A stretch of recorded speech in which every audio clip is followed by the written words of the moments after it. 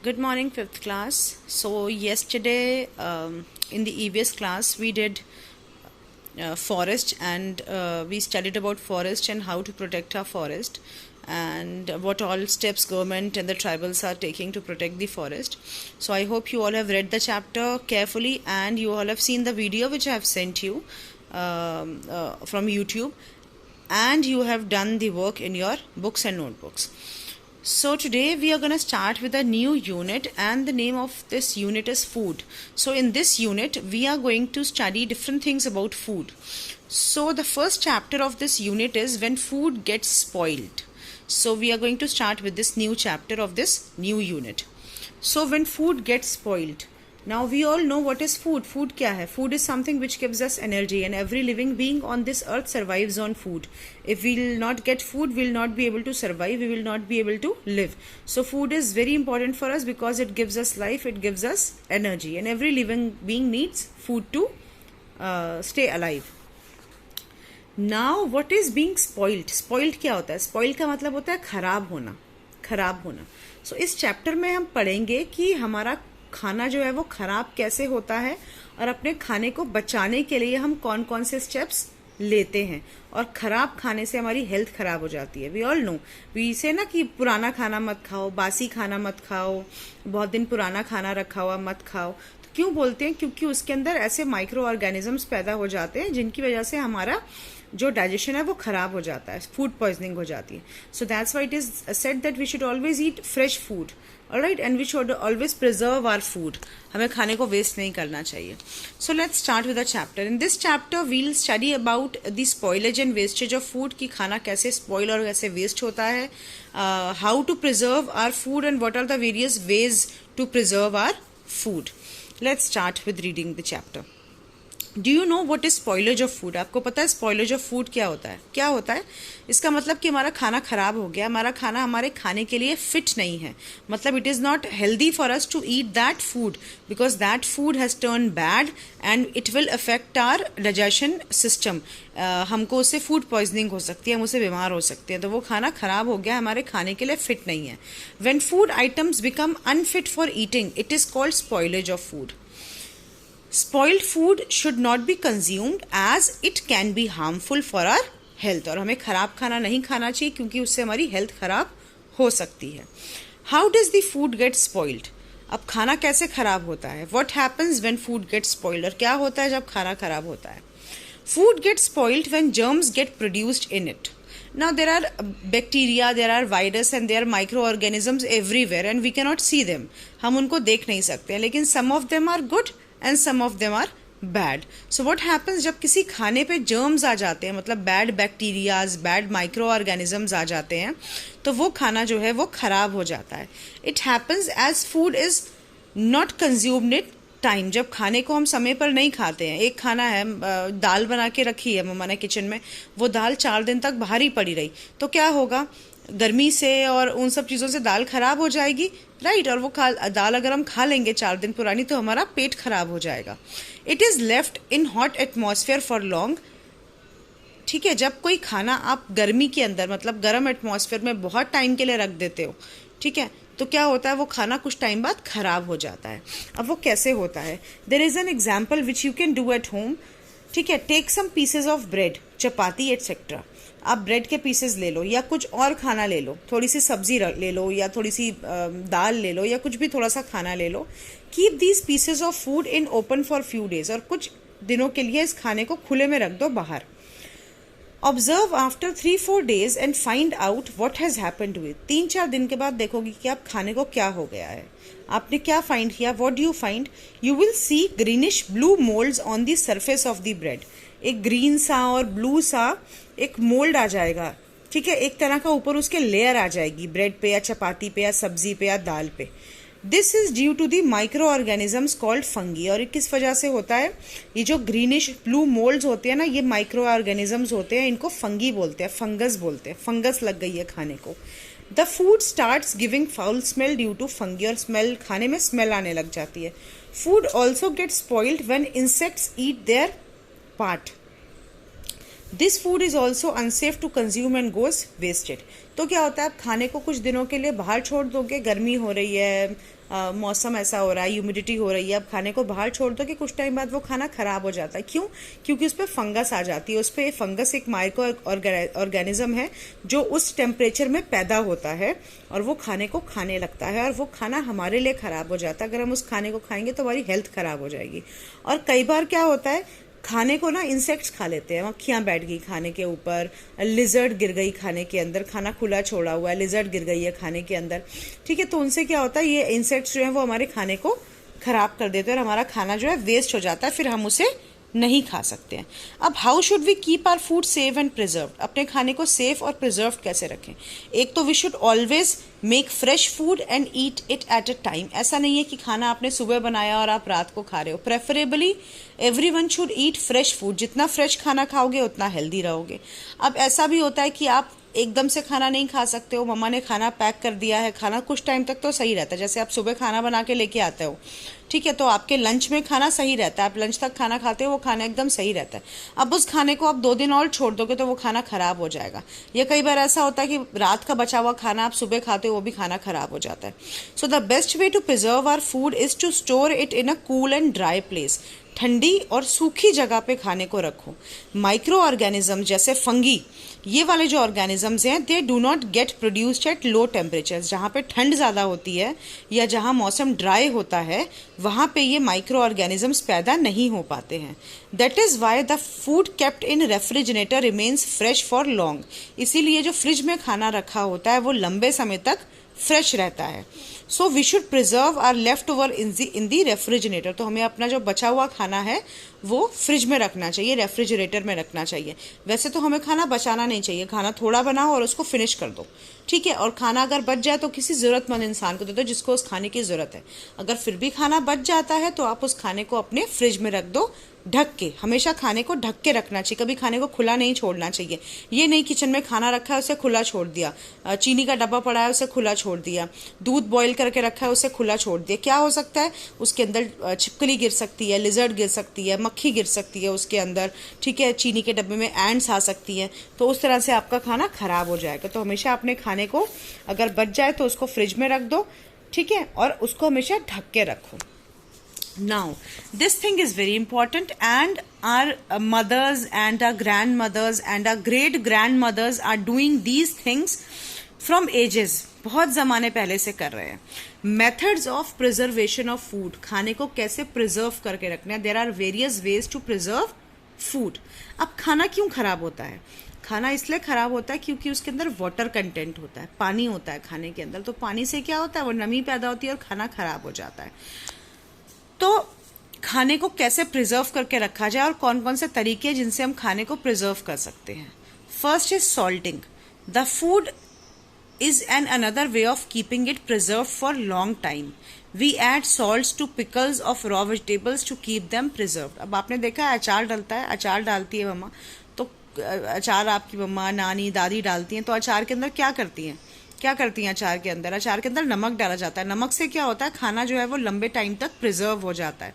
Salt जो है वो खाने को प्रिजर्व करके रखा जाता है। Next is sweetening. Sweetening also preserves food and fruit products like jams, jellies and murabbas. Now what happens, क्या होता है कि हम ऐसा कुछ खाना है जो हम सारा टाइम हमें खाना होता है। तो आपने कभी देखा होगा घर में आपके जैम्स पड़े होते हैं जो आप ब्रेड पे लगा के खाते हो, या फिर जेलीज होती है, या मुरब्बाज होते हैं, आंवले का मुरब्बा, सेब का मुरब्बा, गाजर का मुरब्बा, बहुत हेल्दी होते हैं हमारे लिए। लेकिन क्या होता है, वो लंबे समय तक चलते हैं। क्यों चलते हैं? क्योंकि उसके अंदर स्वीट डला होता है, मीठा डला होता है। मीठा जो है वो खाने को प्रिजर्व करके रखता है।